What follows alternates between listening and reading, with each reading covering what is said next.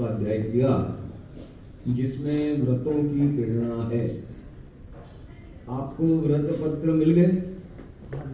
अच्छा, कुछ भर लिया है आपने? हाँ। अच्छा, अपना शिविर का अनुभव ये भी आपने लिख दिया है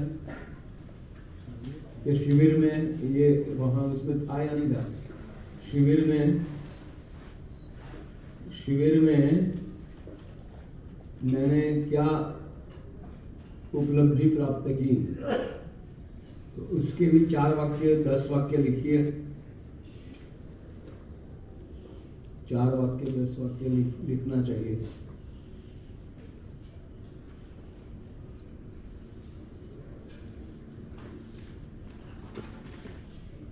तो देखिए,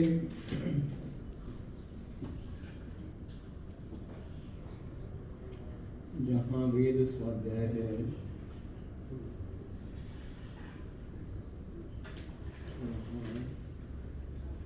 दूसरे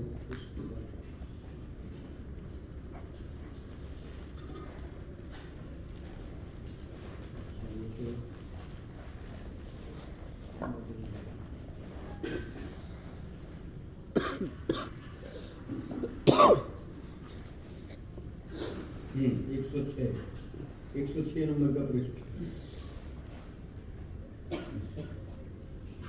आप लोगों ने शिविर में भाग लिया, कुछ सुनने का प्रयास किया, कुछ लिखने का भी प्रयास किया होगा, तो ये आपके लिए एक पूंजी बन गई, आपकी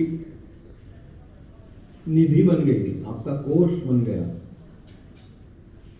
आप अपने अपने स्थानों पर जाएंगे, लोगों को बताएंगे, तो लोग आपको कहेंगे आप तो बड़े ज्ञानी हैं। आप कुछ कर्म की बात सुनाएंगे, 8 प्रमाण की बात सुनाएंगे, तो लोग आपको कहेंगे आप तो बड़े ज्ञानी हैं। फिर बताते बताते आपके जीवन के ऊपर भी प्रभाव पड़ेगा। आप स्वाध्याय करेंगे, लोगों को और पढ़ाएंगे कुछ, फिर आपके जीवन पर क्या प्रभाव पड़ेगा। मैं एक दृष्टांत देता हूँ। यहाँ पर शिविरों में आने वाली एक बहन थी, और जो है उन्होंने शिविर से बहुत कुछ सीखा। फिर वो क्लास चलाने लगी, ऑनलाइन क्लास, या ऐसे ही लोगों को बताने लगी। फिर सत्याप्रकाश भी पढ़ाने लगी। फिर सत्याप्रकाश पढ़ाते पढ़ाते उनके मन में आया कि मैं सत्याप्रकाश पढ़ाती तो हूँ, लेकिन धरातल पर मैं कहाँ हूँ, मैंने जीवन में कितना धारण किया, तो क्या कमी है भाई। मुझे अब जो है मेरी सेवानिवृत्ति और एक अवस्था हो गई है, मुझे अब वानप्रस्थ की दीक्षा लेनी चाहिए। तो सारे उन्होंने घोषणा की, तो सारे घर वाले नाराज, लेकिन उनकी इच्छा शक्ति इतनी मजबूत थी, उन्होंने ठिकाना भी अपना ढूंढ लिया था कि अमुक अमुक आर्य समाज में ही रहूंगी, अब घर में नहीं जाऊंगी। तो क्या है उस स्वामी जी, उस बहन जी का नाम क्या है? सुषमा माता जी वानप्रस्थी, अर्पिता मुनि, ऐसा कुछ नाम रखा है ना, अर्पिता मुनि ऐसा कुछ नाम रखा है। पानीपत, और आजकल चंडीगढ़ में रहते हैं। तो ये प्रभाव पड़ता है। तो आप लोग भी जो है पहले सबसे पहले ओंकार का उच्चारण कर लेते हैं। ये तो यज्ञ की तैयारी हो रही थी, ये यज्ञ के ये ले जा रहे थे गुरु जी के लिए। तो आज ऐसी कोशिश करें धुआं कम हुए। चलिए, ओंकार का उच्चारण।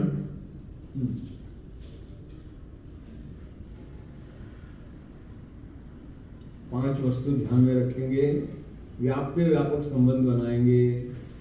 हे ईश्वर पिता, अनादिकाल से आप में व्यापकता है और हम में व्याप्यता है।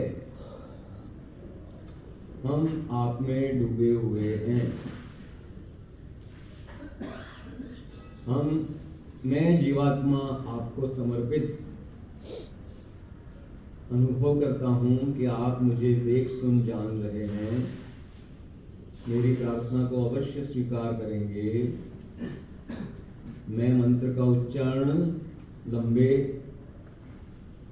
स्वर से करूंगा और उसी काल में आपको संबोधन, हे ईश्वर पिता, ऐसा संबोधन करते हुए उसका अर्थ भी करने का प्रयास करूंगा।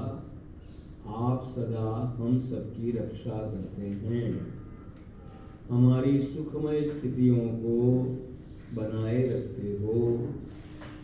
आप में अनंत आनंद है, मुझे भी आनंद दीजिए। आप न्यायकारी हैं, मुझे भी न्यायकारी बनाइए। आप व्रतों के पालक हैं, मुझे भी व्रत पर दृढ़ कीजिए।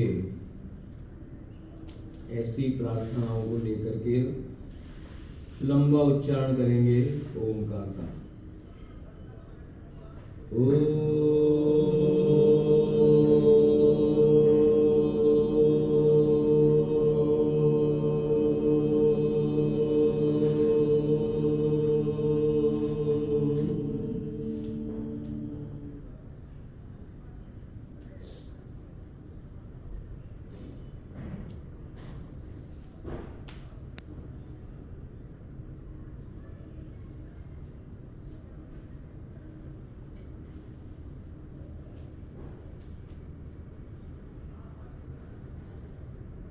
धीरे से आंख को खोल देंगे।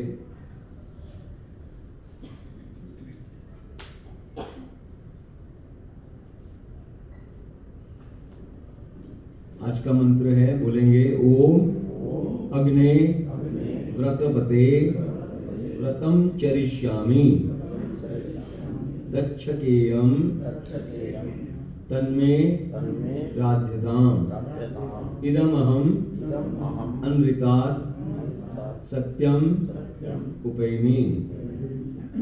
तो देखिए, मंत्र का अर्थ करने के लिए मैंने चाबी आपको दे दी है कि क्रियावाची शब्द को पकड़े। कौन कौन से क्रियावाची शब्द है? क्रियावाची शब्द कौन कौन से हैं? अग्नि तो संबोधन है, व्रतपते ये भी संबोधन है।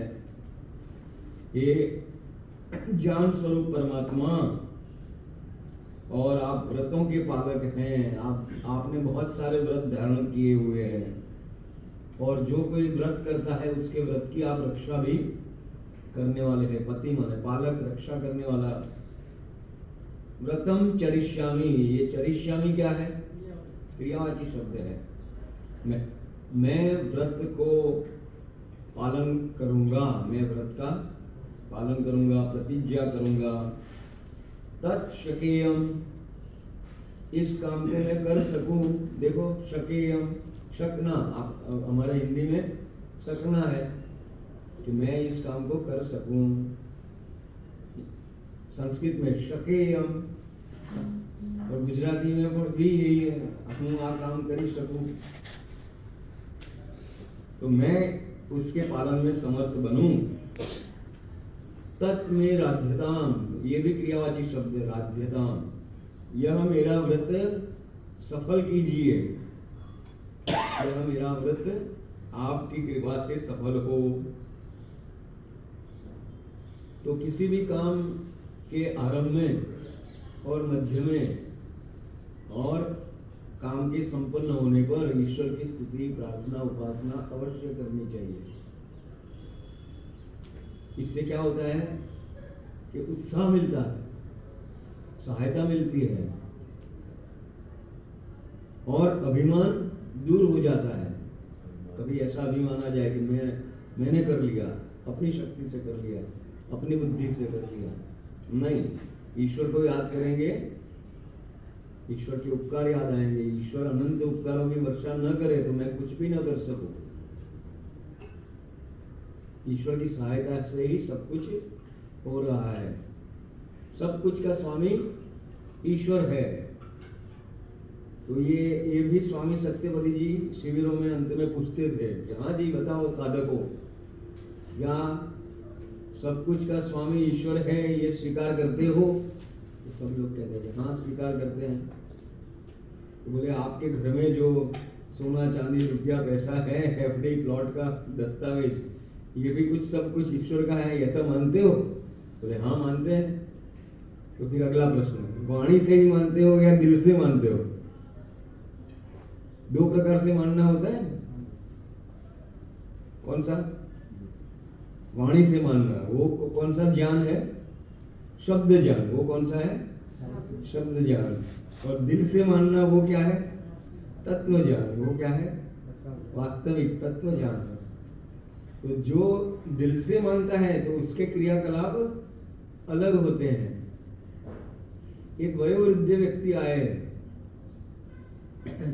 उन्होंने कहा कि मैं तो भजन उपदेशक हूँ, वानप्रस्थी हूँ, और जो है मेरे पुत्र जो है वो न संध्या करते, न हवन करते, न समाज के सत्संग में जाते, न विद्वानों का सत्कार करते, तो मैं क्या करूं? मैं तो बड़ा दुखी हूं।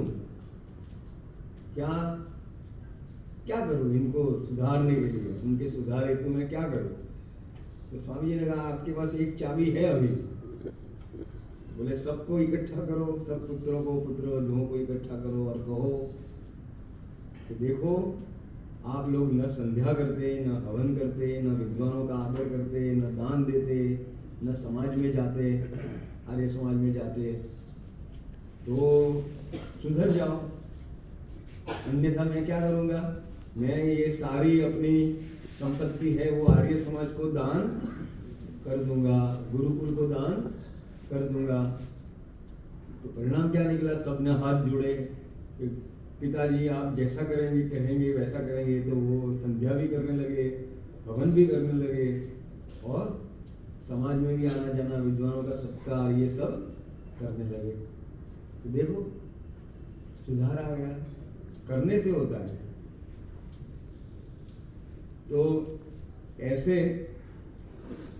इस मंत्र में आगे क्या लिखा है? इदम, वह प्रतिज्ञा यह है कि अहम, आज से मैं अनृतात्, अनृत कहते हैं असत्य को, असत्य से छूटकर सत्यम, सत्य का ही उपैमी, पालन करूंगा। ये संक्षेप में अर्थ हुआ। अब स्वामी दयानंद सरस्वती जी आपके लिए कुछ प्रेरणा देना चाहूंगा मैं कि भाई आपको जो है रोज स्वाध्याय करना है।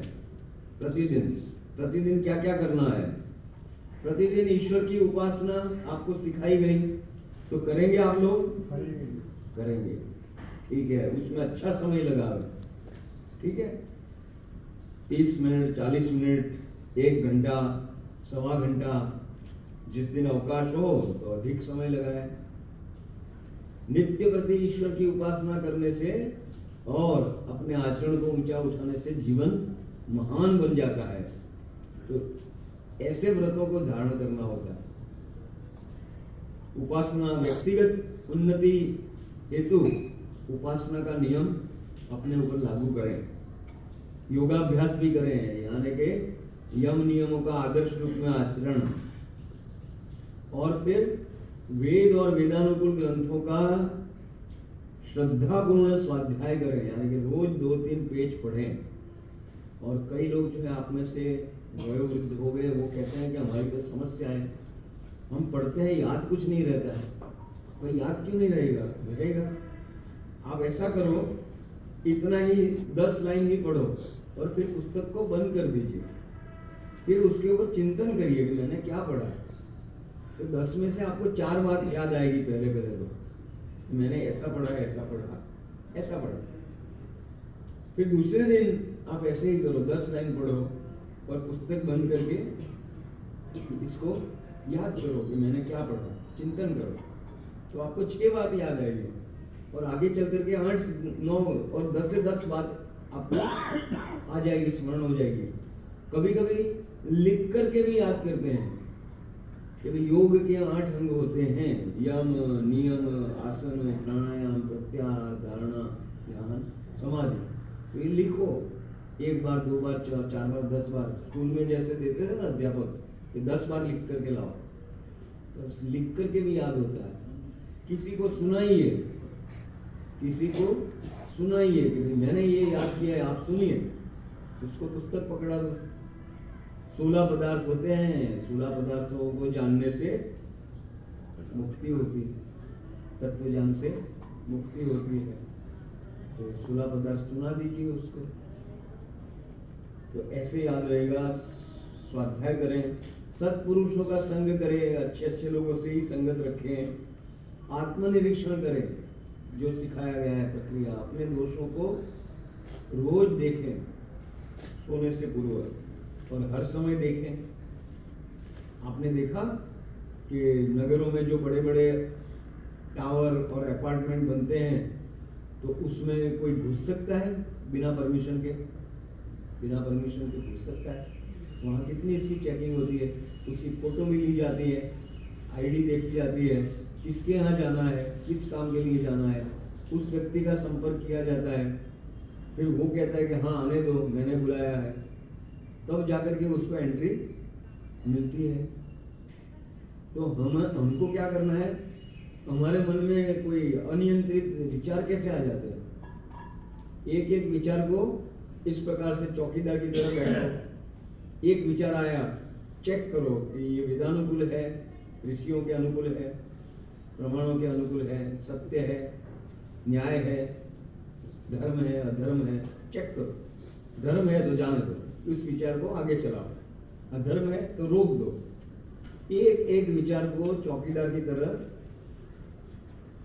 ये करना होगा, जांचना होगा, और फिर उसकी एंट्री होगी या नहीं होगी उसका निर्धारण करना होगा। एक एक विचार पर नियंत्रण।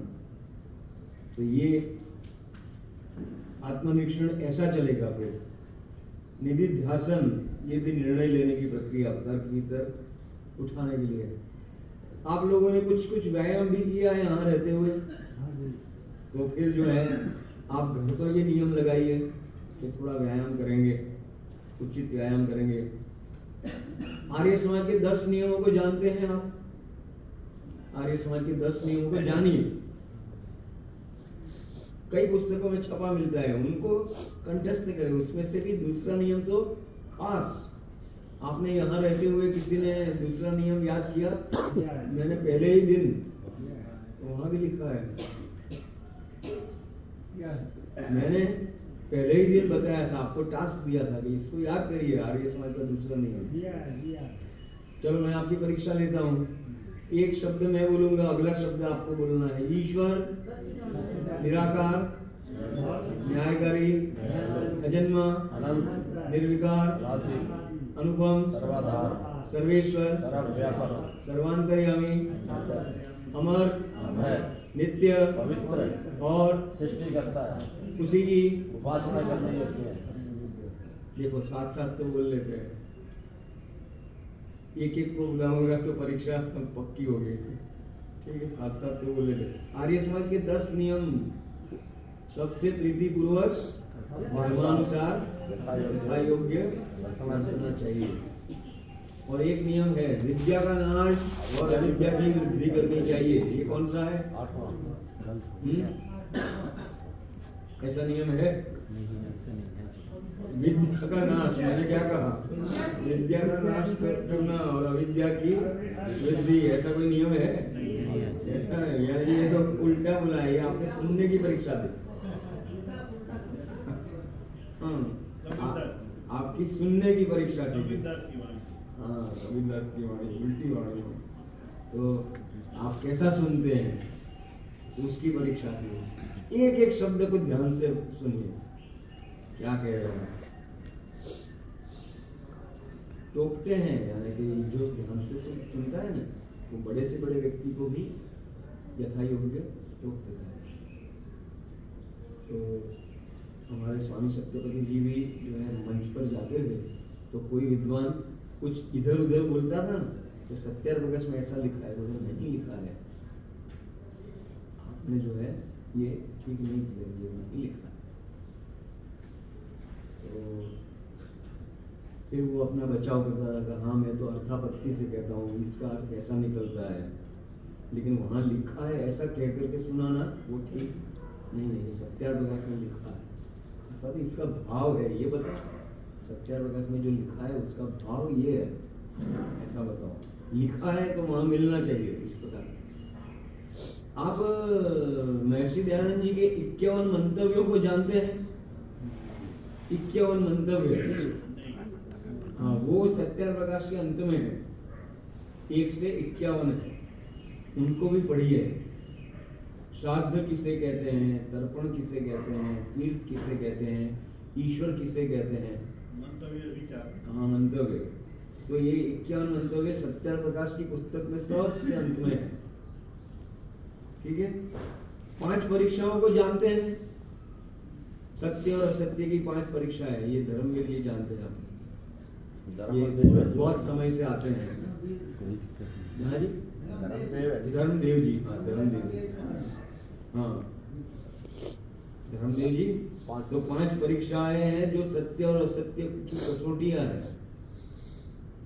बोलिए मेरे पीछे पीछे। वेद श्रुति सदाचार स्वस्य च प्रियमात्मनः एतत् चतुर्विधं प्राहु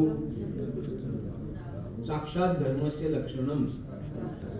मनु महाराज ने 4 कसौटी बताई है कि एक तो वेद कसौटी है, स्मृति कसौटी है, और सदाचार ये कसौटी है, और चौथी कसौटी है अपने आत्मा की विद्या के अनुकूल जो है प्रिय वो धर्म है। ये धर्म के साक्षात धर्म से लक्षण, ये सत्य कहो, धर्म कहो, न्याय के 4 लक्षण बताए उन्होंने। और स्वामी दयानंद सरस्वती ने 5 बता दिए, क्योंकि इसमें सृष्टि क्रम बताया और ये 8 प्रमाण भी बता दिए।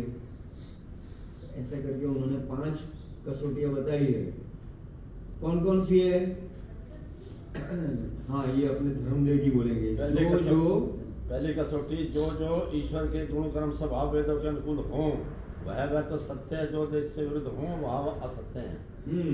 दूसरी कसौटी है, जो जो सृष्टि कर्म के अनुकूल विचार करके, जैसे दूसरी कसौटी, जो जो सृष्टि कर्म के अनुकूल विचार करके वह तो सत्य है, जो जिससे विरुद्ध है वह असत्य है। जैसे कोई कहे कि बिना माता पिता के सहयोग से बालक लड़का हुआ, ऐसे सृष्टि कर्म से विरुद्ध होने से असत्य है। तीसरी कसौटी, आप अर्थात धार्मिक विद्वान सत्यवादी निष्कपट व संग उपदेशों के अनुकूल वह तो ग्रहण, और जो जो इससे विरुद्ध है वह अग्रहण है। चौथी कसौटी, अपनी आत्मा की पवित्रता विद्या के अनुकूल, जैसा मुझको सुख प्रिय दुखा प्रिय है ऐसा सर्वत्र जान लेना। यदि मैं किसी को सुख दूंगा तो प्रसन्न, यदि मैं किसी को दुख दूंगा तो अप्रसन्न रहेगा। 5वीं कसौटी है जो प्रत्यक्ष आदि 8 प्रमाण, प्रत्यक्ष, अनुमान, उपमान, शब्द, इत्रिया, अर्थापत्ति, संभव, अभाव, इन करके मनुष्य सत्य और असत्य का ठीक ठीक यथावत निश्चय कर सकता है। चलिए, तो ये हो गया पहली कसौटी, ईश्वर और वेद, ईश्वर के गुण कर्म स्वभाव और वेदों में जो लिखा है वह सत्य, उसके अनुकूल वो सत्य और उसके विपरीत असत्य। फिर जो है आप्त प्रमाण आया, ऋषियों के ग्रंथ आए, फिर सृष्टि क्रम की बात आई, फिर अपने आत्मा की प्रिय अप्रिय बातें आई कि वो सत्य अपने आत्मा के प्रिय हुए। कोई मुझे गाली देवे तो मुझे अच्छा नहीं लगेगा, तो मेरा भी धर्म ये है कि मैं किसी को गाली न दूं, कठोर न बोलूं। और 8 प्रमाण यहाँ सीख लिया आपने। 8 प्रमाण रात्रि की कक्षा में कौन कौन से होते हैं 8 प्रमाण? रात्रि में सिखाया स्वामी जी ने। बोलिए। प्रत्यक्ष, अनुमान, शब्द, चौथा कौन सा? उपमान, अच्छा, ऐतिह्य, अर्थापत्ति, संभव, अभाव। ये कितने हो गए? 8। याद करिए, योग के 8 अंग और प्रमाण भी 8 है। तो आपको सिद्धांतों का ज्ञान करने के लिए आर्योद्देश्य रत्नमाला एक छोटी पुस्तक है, आर्योद्देश्य रत्नमाला, ये भी रखिए। इसमें कितने होते हैं रत्न? 100 है जी। 100 है, 1 से 100। ईश्वर से लेकर के अंतिम कौन सा है? नमस्ते तक। नमस्ते। तो ये आर्योद्देश्य रत्नमाला छोटी पुस्तक है, उसको भी घर में प्रतिदिन पढ़ें। व्यवहार के ज्ञान और शुद्धि के लिए व्यवहार भानु, ये पुस्तक किस किस ने देखी है? व्यवहार भानु पुस्तक किस किस ने देखी है आप में से? बस इतने लोगों ने ही देखी है। स्वामी दयानंद जी व्यवहार कुशल बनाना चाहते थे हमको, बस आप नीचे। तो व्यवहार छोटी छोटी कहानियों के माध्यम से, गुरु और शिष्य का व्यवहार, पति पत्नी का व्यवहार, राजा प्रजा का व्यवहार, ग्राहक और व्यापारी का व्यवहार, ग्राहक और व्यापारी का व्यवहार, तो ऐसा करके व्यवहार सिखाया है। तो इस पुस्तक को भी ले जाएगा, अथवा तो एक छोटी पुस्तक जो है उसमें 5 पुस्तकों का संग्रह होता है, दयानंद लघु ग्रंथ संग्रह। तो व्यवहार भानु भी आ जाएगी, गो करुणानिधि भी आ जाएगी, ये भी आ जाएगी, आर्याभिविनय आ जाएगी, तो ये सब आ जाएगा उसमें एक ही पुस्तक में। तो व्यवहार भानु, फिर ईश्वर में भक्ति प्रेम बढ़ाने के लिए आर्याभिविनय, आर्याभिविनय, बस इतने आकर की पुस्तक है। और ये अपने महात्मा प्रभु आश्रित जी इस पुस्तक का प्रतिदिन स्वाध्याय करते थे। क्या समझ में आया इससे? इस पुस्तक का प्रतिदिन स्वाध्याय करते थे, इससे क्या समझ में आया? पूरी पुस्तक पढ़ लेते थे दिन भर में, पूरी पुस्तक पढ़ लेते थे। अब छोड़ दीजिए ये छोड़ दीजिए, ये अपने आप ये हो जाएगा, शांत हो जाएगा, अपने आप शांत हो जाएगा। तो इसमें भक्ति परक व्याख्या की है, इन मंत्रों की भक्ति परक व्याख्या की है। तो देखिए आज के मंत्र की क्या व्याख्या की है, इसको भी देख लेंगे। तो इस प्रकार से करते हुए आदर्श वैदिक दिनचर्या को क्रियान्वित करें।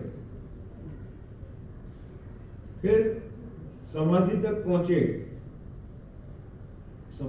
पहुंचे और अन्यों को भी ईश्वर साक्षात्कार कराने का प्रयास करते रहें, और अपने बालक बालिकाओं को वैदिक धर्मी बनाएं।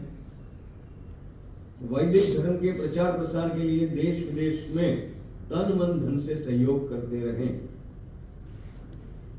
आप लोगों की वैदिक धर्म में रुचि है, इसलिए आपका धन्यवाद, बहुत बहुत धन्यवाद। ईश्वर की कृपा से आपका जीवन सफल हो।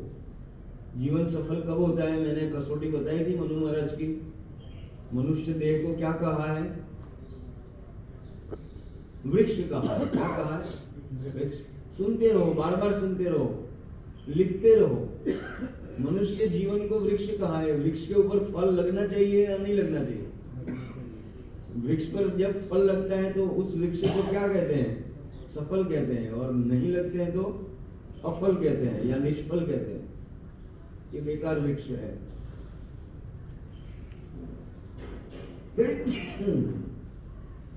तो मनुष्य जीवन के फल कौन कौन से हैं मनु महाराज के अनुसार?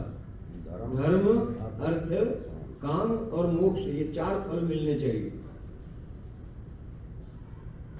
तो ये सब आपको शीघ्र ही प्राप्त हो, ऐसी शुभकामनाएं जब स्वामी सत्यपति जी से मिलने लोग जाते थे तो वो उनको दिया करते थे। तो ऐसे ऐसे व्रत धारण करें, व्यक्तिगत जीवन का निर्माण होगा, परिवार का निर्माण होगा। बालक बालिकाओं को वैदिक धर्मी बनाएंगे, परिवार के लोगों को वैदिक धर्मी बनाएंगे तो परिवार का निर्माण होगा। फिर परिवार तक सीमित नहीं रहना है कि मैं भला और अपना परिवार भला। सामाजिक कर्तव्यों को भी निभावें। समाज के लिए प्रतिदिन 1 घंटा 2 घंटा सेवा कार्य करें। सोमवार को कुछ, मंगलवार को कुछ, बुधवार को कुछ, प्रतिदिन आधा घंटा 1 घंटा करें, बहुत काम हो जाएगा। आप में से जो कोई अच्छा व्यायाम करना जानता है तो पार्क में जावे और लोगों को व्यायाम आसन सिखावे। लोग आपके पीछे हो जाएंगे, कहेंगे भाई क्या करना है। बोले चलो सत्संग में चलो मेरे साथ, तो आप 35 लोगों को पकड़ करके लाएंगे। हाँ या ना? हमारे ऐसे ऐसे शिविरार्थी हुए हैं जिन्होंने प्रतिज्ञा ली कि मैं 100 जगह पर हवन कराऊंगा या कराऊंगी। फिर 2-3 महीने में उनका संदेश आ गया, फोन आ गया कि मैंने 100 जगह हवन करा लिया है। लोगों को प्रेरित प्रोत्साहित करते हैं, हवन करो, अच्छा काम है, चलो मैं सब साधन सामान लेकर के आया हूँ, आई हूँ, व्यायाम सिखाओ पार्क में। बच्चों को सिखाओ, बच्चों की संस्कार केंद्र चलाओ, बच्चों को ये ध्यान सिखाओ, बच्चों को ईश्वर के 5 काम। देखो हमारे धर्मदेव जी स्कूल में जाकर के काम करते हैं, ये स्कूल में जाते हैं और वहाँ के बच्चों को तैयार करवाते हैं, यहाँ ले आते हैं। इस बार भी कुछ लाने वाले हैं। अब यूनिट टेस्ट चल रहे हैं। अच्छा, इनके टेस्ट चल रहे हैं। तो देखिए स्वामी दयानंद जी क्या लिखते हैं अग्निव्रतपते के व्याख्यान में। हे सच्चिदानंद स्वप्रकाश रूप ईश्वर आग्ने ब्रह्मचर्य, गृहस्थ, वानप्रस्थ, संन्यास आदि सत्य व्रतों का आचरण में करूंगा। नियम बनाने में बुद्धि लगती है। क्या होता है? नियम बनाने में बुद्धि लगती है और नियम के पालन करने में शक्ति लगती है। दोहरा दीजिए, नियम बनाने में बुद्धि लगती है और नियम के पालन में शक्ति लगती है। बहुत बुद्धि खर्च होती है और शक्ति भी लगती है। तो ऐसे करना है। तो ब्रह्मचर्य के व्रत क्या क्या होते हैं? ब्रह्मचारी लोग कोई मोटा मोटा बताइए, ब्रह्मचर्य के व्रत क्या होते हैं? हाँ? ब्रह्मचर्य के व्रत क्या होते हैं? हाँ, ब्रह्मचर्य जो है उसका व्रत है कि मैं तपस्या करूंगा और ज्ञान अर्जन करूंगा, ये उसका लक्ष्य है। तो फिर उसके आधार पर बहुत सारे व्रत हैं। वो बताते हैं कि भाई तू फैशन नहीं करना, फिर जो है दिन में नहीं सोना, इस प्रकार के व्रत होते हैं ब्रह्मचारी के। सवारी नहीं करना, छाता नहीं लेना, जूता नहीं पहनना, ऐसे ऐसे यानी तपस्या वाला जीवन, परिश्रमी बनना, व्यर्थ की बकवास नहीं करना, ऐसे ऐसे व्रत होते हैं। जमाल घोटा नहीं करना। तो क्या खाना क्या नहीं खाना ये आपको संस्कार विधि में मिलेगा। ये व्रत होते हैं। खास करके दिन में नहीं सोना। तो अपने स्वामी सत्यवती जी महाराज ने 25 साल तक, जब 21 साल की उम्र में गुरुकुल में गए तो लगातार 25 वर्ष तक सारे नियमों का पालन किया जो लिखा है, पत्थर की लकीर, ऐसे पालन किया और फिर संन्यास की दीक्षा ली। अपने आचार्य बलदेव जी दिन में कभी नहीं सोते थे। रात में 3 बजे भी आए हैं तो 4 बजे उठ जाएंगे और अपनी दिनचर्या करेंगे और दिन में सोते नहीं थे। कोई थकान हो तो यूं बैठ जाते थे, पाँव खड़ा करके बैठ करके बस थोड़ा आराम ले लेते, फिर काम पे लग जाते। ब्रह्मचारी का ये नियम होता है कि दिन में नहीं सोना। तो आप लोग भी कम से कम 1 सप्ताह का नियम ले कि 1 सप्ताह में दिन में नहीं सोऊंगा। क्या फर्क पड़ता है, तो मैं कर लूंगा, आत्मविश्वास बढ़ेगा। ये नियम बनाने में बुद्धि लगती है और नियम पालन करने में शक्ति लगती है। अगली बात, तो ये गृहस्थ के व्रत इससे भी कठोर है। गृहस्थ के व्रत जानते हो आप लोग? गृहस्थ में प्रवेश तो कर लिया, गृहस्थ के व्रत जानते हो? संस्कार विधि को पढ़िए, आपको पता चलेगा गृहस्थ के व्रत क्या होते हैं। 5 महायज्ञ करना, एक मोटा मोटा तो ये है कि 5 महायज्ञ गृहस्थी के लिए अनिवार्य है, कभी भी नहीं छोड़ना है। तो मैं इन सत्य व्रतों का आचरण मैं करूंगा। वानप्रस्थ का नियम अलग, उसमें भी तपस्या है, और संन्यास का विचरण करना, उपदेश करना, वेदों का स्वाध्याय करना, ये संन्यास का व्रत है। वानप्रस्थी का व्रत है कि साधना, स्वाध्याय, सेवा करना। तो इस व्रत को आप कृपा से सम्यक सिद्ध करें। तो जीवन का भी एक टाइम टेबल दे दिया है कि भाई पहले ब्रह्मचर्य का पालन करो, फिर विधिवत गृहस्थ में जाओ, गृहस्थ पूरा करके वानप्रस्थ में जाओ, वैराग्य प्राप्त करके संन्यास। तो ये टाइम टेबल दिया है, रोज का टाइम टेबल होता है हमारा। इस प्रकार से जीवन का भी टाइम टेबल दे दिया है, उसका पालन करना चाहिए, हाँ या ना। इसको धरती पर उतारना चाहिए, हाँ या ना।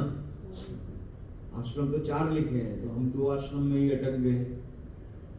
तथा मैं अनित्य देह आदि पदार्थों से पृथक होके इस यथार्थ सत्य जिसका कभी व्यभिचार विनाश नहीं होता, उस विद्यादि लक्षण धर्म को प्राप्त होता हूँ। सत्यम उपैमी, इस मेरी इच्छा को आप पूरी करें जिससे मैं सभ्य विद्वान, मैं क्या बनूं?